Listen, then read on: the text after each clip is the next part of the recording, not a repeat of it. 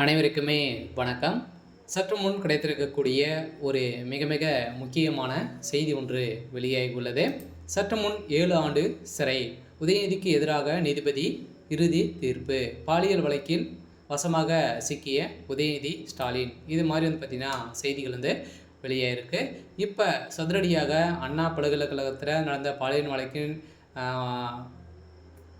அடிப்படையில் உதயநிதியுடைய பெரும் அவருடைய நண்பர்களும் பார்த்தீங்கன்னா வசமாக சிக்கி கைதும் செய்யப்பட்டிருக்காங்க இல்லையா. இப்போ அவருடைய நண்பர்கள் கொடுத்த வாக்குமூலத்தின் அடிப்படையில் தான் இப்போ மாணவி புகார் கொடுத்த அடிப்படையில் இப்போ மாணவி கொடுத்த வாக்குமூலத்தின் அடிப்படையிலும் இதுவரை நடந்தது அனைத்துமே பார்த்தீங்கன்னா ஒரு அனைத்துமே திமுகவுடைய ஆட்டம் தான் அப்படின்ற மாதிரி நீதிமன்றம் வழங்கியிருக்காங்க. இதன் அடிப்படையில் இப்போ பாலியல் வழக்கின் அடிப்படையில் உதயநிதிக்கு எதிராக இப்போ பார்த்தீங்கன்னா அவருடைய நண்பர்கள் சிக்கியிருக்காங்களே, அவர் கொடுத்த வாக்குமூலத்தின் அடிப்படையில் இப்போ நீதிமன்றம் பாலியல் வழக்கில் இறுதி தீர்ப்பு வழங்கியிருக்காங்க. அந்த சார் யார் அப்படின்ற மாதிரி ஒரு பெரிய கேள்விக்குறியாகவே இருந்திருந்த நிலையில் இப்போ தமிழகத்தில் பெரும் பரபரப்பை ஏற்படுத்தியிருக்கு. இதை பற்றி இந்த வீடியோவில் நம்ம முழுமையாக பார்க்கலாம். அதுக்கு முன்னாடி நம்ம சேனலுக்கு இப்போ தான் நீங்கள் முதல் முறையாக வந்திருக்கீங்க அப்படின்னா மறக்காமல் நம்மளுடைய சேனலை சப்ஸ்கிரைப் பண்ணி சப்போர்ட் பண்ணுங்கள். வாங்க வீடியோக்குள்ளே போகலாம். பார்த்தீங்கன்னா உதயநிதி ஸ்டாலின் அவர்களும் பார்த்தீங்கன்னா ஏற்கனவே பாலியல் வழக்கில் அவருடைய பேரும் அடிபட்டு இருந்தது இல்லையா. இதை தொடர்ந்து 5 மாதங்கள் கழித்து இன்று தீர்ப்பு வழங்கப்பட்டு இருக்குது. இந்த தீர்ப்பின் அடிப்படையில் சென்னை அண்ணா பல்கலைக்கழக மாணவி தெரிவித்த பாலியல் குற்றச்சாட்டில் கைது செய்யப்பட்ட ஞானசாகர் எதிராக வழக்கில் சென்னை மகளிர் நீதிமன்றம் பார்த்தீங்கன்னா இவருக்கு 30 ஆண்டுகள் பார்த்தீங்கன்னா சிறை தண்டனை வழங்குறதாங்க இல்லையா.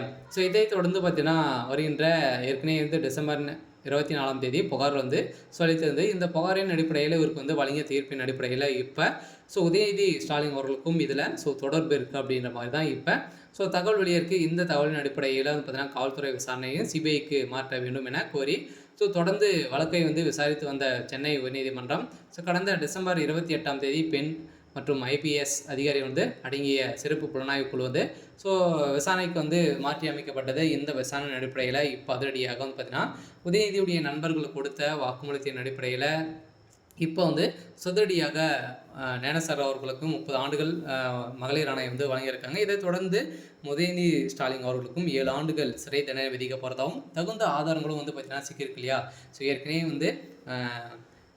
உதயநிதி ஸ்டாலினுக்கு எதிராகவும் பார்த்தீங்கன்னா நிறைய வீடியோக்களாலும் பார்த்தீங்கன்னா வீடியோவாக இருந்துச்சு. இந்த வீடியோக்கின் அடிப்படையிலும் அதே மாதிரி அவருடைய நண்பர்கள் கொடுத்த வாக்குமூலத்தின் அடிப்படையிலும் உதயநிதி ஸ்டாலின் அவர்களுக்கு எதிராக நீதிபதி தீர்ப்பு வழங்க போகிறாங்க. இந்த தீர்ப்பின் அடிப்படையில் உதயநிதியுடைய கதை ஒட்டுமொத்தமாக முடிய போகுது.